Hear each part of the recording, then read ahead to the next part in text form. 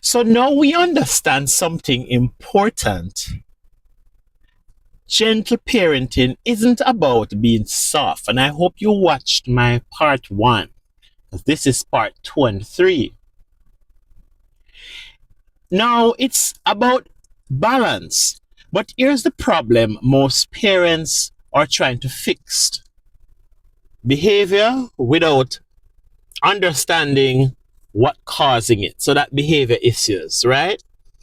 Until you understand this next part, nothing you do will fully work. Why kids actually misbehave? Let's get one thing clear right now. Kids are not waking up thinking, how can I make my parents' life harder today? That's not how their brain works. What we call misbehavior is usually one of three things. One, big emotions they can't handle. So the big emotions, yes, they can handle it. Two, a need that isn't being met. And three, a skill they haven't learned yet. Let's break that down. Big emotions. Imagine this. You're overwhelmed. You're stressed. You're tired. Now imagine someone tells you, calm down right now. How does that feel exactly? Now imagine being a child with a brain that's not fully developed and being expected to say to calm down in situations that even adults struggle with. That's what's happening during tantrums. It's not defiance, it's overload. Unmet needs. Now, sometimes kids act out because something deeper is going on: hunger, fatigue, lack of attention, emotional disconnection. But instead of saying, I need connection, they show it through behavior. Because behavior is their language. Skill, deficit. This is the one most parents missed. Your child may not be refusing. They may not know how. Examples: they don't know how to calm down. They don't know how to express frustration. They don't know how to transition tasks.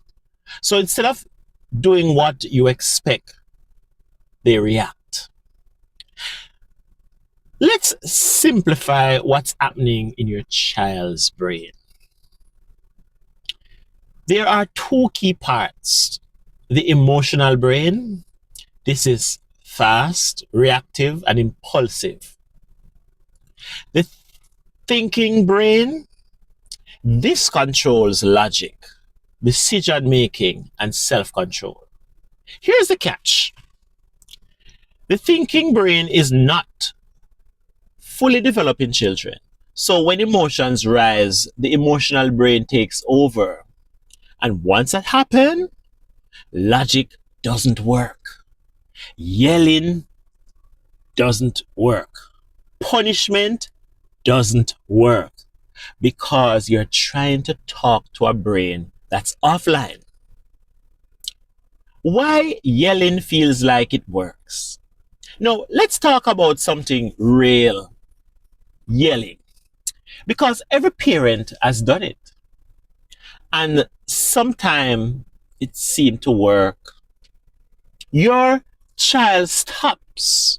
They listen. They obey. So what's the problem? Here's the truth. Yelling works short term, but it damages long term. Why? Because yelling triggers fear, and fear creates immediate compliance.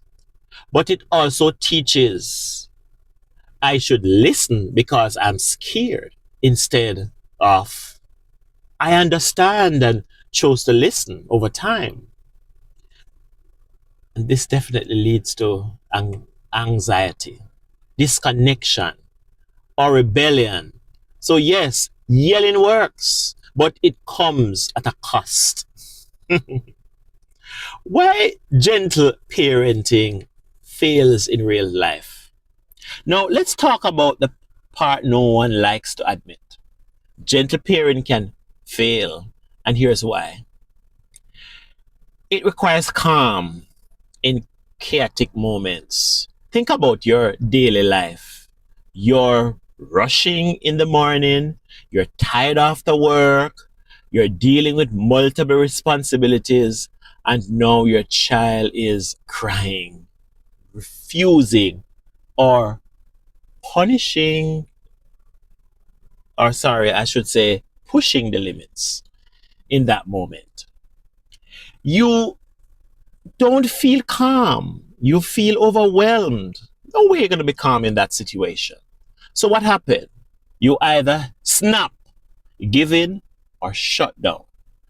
And now you feel guilty. Sound familiar?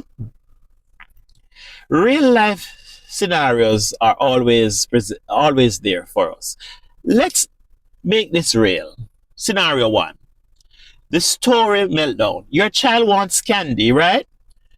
You say no. They scream. People stare. Your heart starts racing. In your mind, you're thinking, I need this to stop now. So you either give in to avoid embarrassment or you get angry to regain control. But neither solves the root problem. Like, look at another scenario. You're late. Your child won't get dressed. You ask nicely. Then again, then louder, then frustrated. Now everyone is stressed before the day even starts. Here's another scenario. Homework struggle. Your child refuses to do homework. You pushed. They resist. Now it's a battle and no one is learning anything. Here's where everything shifts. Behavior improves when emotional needs are met and boundaries are clear. Not one or the other, both. Let's move on to part 3 now. So now we understand why kids act the way they do, why yelling backfires, and why gentle parenting feels hard. But now comes the most important part. What actually works? Let's build a system. The perfect balance method. Now, this is what you have been waiting for. The method that combines empathy, structure, very important, and real life practicality. I call it the calm plus firm method. I'm going to give you the 3-step system. Step 1, connect. Step 2, clarity. Step 3, commit. Let's start with step 1, the connect. Start with emotion. I see you're upset. I understand this is hard. This lowers resistance. Step 2, clarity. Set the boundary clearly. Say, but it's still time for us to leave. No screens right now. No long explanations. No negotiation loops. And then step 3, commit. Follow through calmly. No aggressively. No emotionally. Just consistently.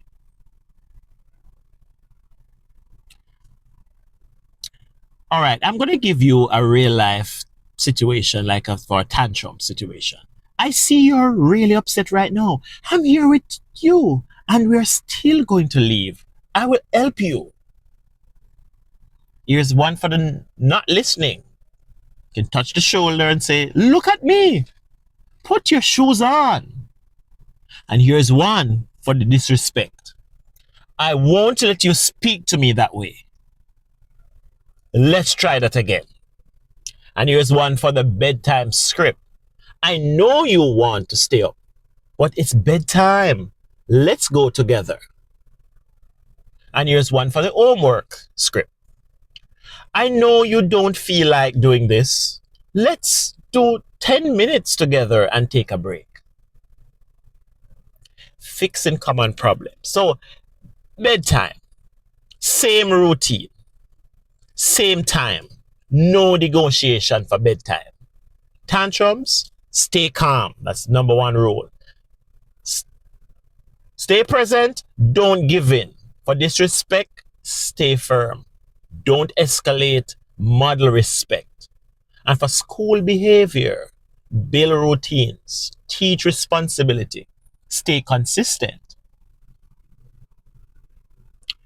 Let me leave you with this. You don't need to be a perfect parent, and I'm not telling you to parent your child. You just need to be a consistent one. I'm here as a guide.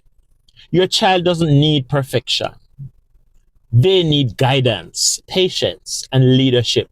And every single day, you have the chance to give that to them. So here's what I want you to do right now.